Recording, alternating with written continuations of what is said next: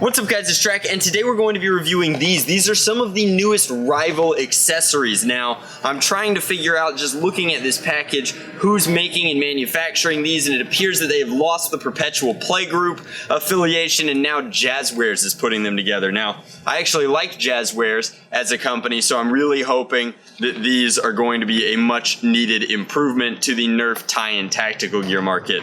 Everybody who's played with me or warred with me knows that I love my Apex 22 round thigh magazine holder, and it sits right here. This is a tactical pouch, holds over 150 rounds plus two whole magazines. So this should in theory be a thigh pouch, as this guy is wearing it down there as well. Now I'm sure you could do it in a variety of different ways, but there's no ceremony to this. We're just going to rip it out of the package and see if this catch-all tactical gear is anywhere close to as good as the bespoke stuff that I'm used to using. So we have some Velcro thigh straps, which do not appear to be super adjustable, which unfortunately means that they're probably just going to cater to the average American, which means that they won't fit me.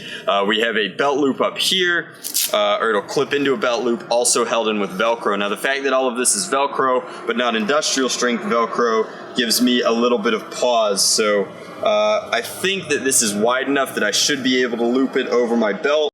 Alrighty, so while this will not fit over my belt being 1.5 inches in diameter, we can hook it on to this loop back here and hopefully secure it via these thigh straps. So anytime I'm putting on tactical gear, I feel a little self-conscious because it's like I'm getting dressed for you guys on YouTube, but there's no better way to review this gear than to actually put it on and see how comfortable and compatible it is. So I've strapped the Velcro as tight as I possibly can to my body. It's actually currently sandwiching my car keys here. Let's go ahead and remove those just so that we can get a very fair look at this. So here we have the pouch itself, and there's a magazine holder in elastic on either side. So here is our first magazine. Let's throw that in there. It's being held in, again, loosely with elastic. I'm not sure how ideal that is, although it's catching on a couple of these nubbins here, and it seems to be moving slightly down. It's not actually that bad, so we'll give it a pass for now, as I don't think that it can actually slip past the top end of the magazine. So as long as you load them bottom in like that, they should be fine. Of note, these are the 12 rounders, and I believe that the 7s would fit much nicer and easier, although the 7 is currently in the blaster that I'm using. So it claims that it'll hold 150 rounds comfortably. Headshot ammo ships with 110. This is a brand new headshot ammo bag, so we'll see how many we can fit in reliably. Now we've got about half of the pouch in there, and we're already encountering some difficulties. Maybe we're just expanding to fit. It was flat up against my body, so there's a few more, and another one, and another one. There are going to be so many balls jokes in the comments, but we're actually a tasteful Nerf channel, so we're not going to make the ball jokes ourselves.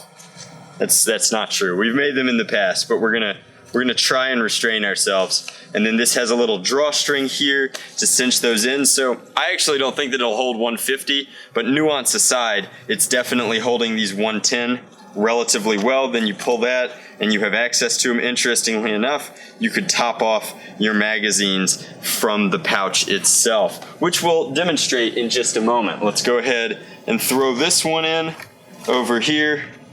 Make sure you get my good side, but there's the tactical pouch, and I'm actually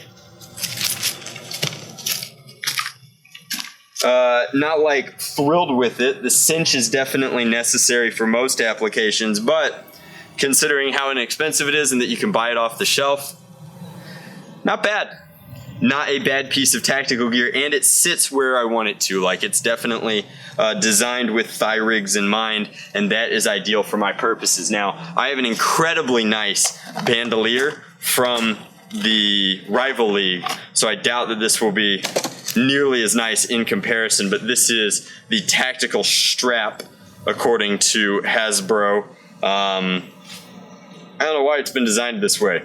It's not a complete circle, which means that you have to complete the circle and then attach it to whatever your blaster is. So I went ahead and brought out Wraith. Wraith volunteered to be a very good sling point attachment example pipe blaster. We're going to extend this immediately. I guess it was designed for 14-year-olds and not quite people with vampiric torso lengths, but at least it's adjusting nicely. It's pretty easy to get that additional length out of both ends. These are all just very standard webbing style straps, pulling them out and then giving you that length back. So it's designed to be worn like this, with this up front. We'll go ahead and drop a 7-rounder out of Wraith.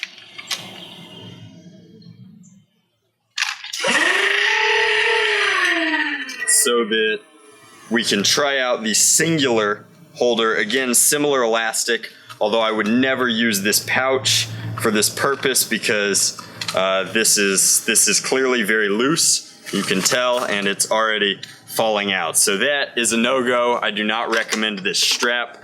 The pouch on it is kind of interesting, but the funny thing about a pouch like this is if you actually put any weight in here, hypothetically, like say my keys, and we threw that into there, you'll notice that it's going to do something really fun immediately. So this is where you want it, on your chest, so that you can come in, grab rounds, and throw them into your nemesis. But as soon as I let go, it's going to start moving. And as soon as I start moving, it's going to move all the way down.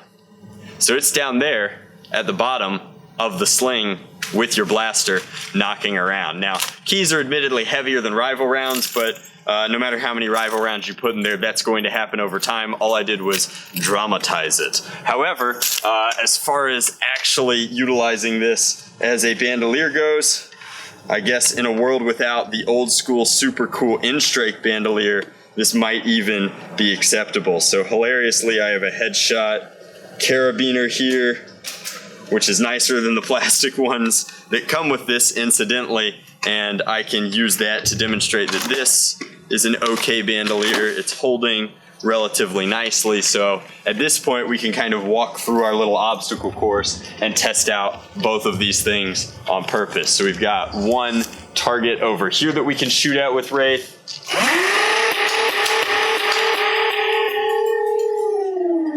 Man, rival rounds are accurate. That's pretty powerful. So we just reloaded. We tried to reload. There we are, and now we're gonna sling and walk. And that's pretty comfortable, and then we can come on over, draw. So reloading that way is okay. Then we can pull this one, reload again.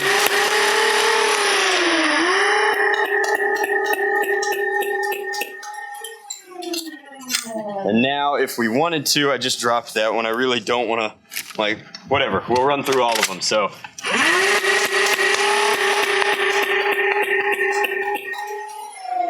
that's one of the fastest ways to blow through, I guess, $10 in rival ammo. But now we can come in and kind of see how this pouch is going to work. I wonder if we can reload just by... No, we only got one doing that. Ooh, but if you target them specifically, you actually can reload just by shoving your empty magazine into the pouch. However, it would be far more efficient. That's not bad. That's 6 in 1 to just take a handful out of the pouch and roll them in like so. So that's fine. Cinch back. Obviously, in a war type scenario, you'd be doing all of this undercover. But as a bandolier, this seems fine. I like to run almost single point like this, and then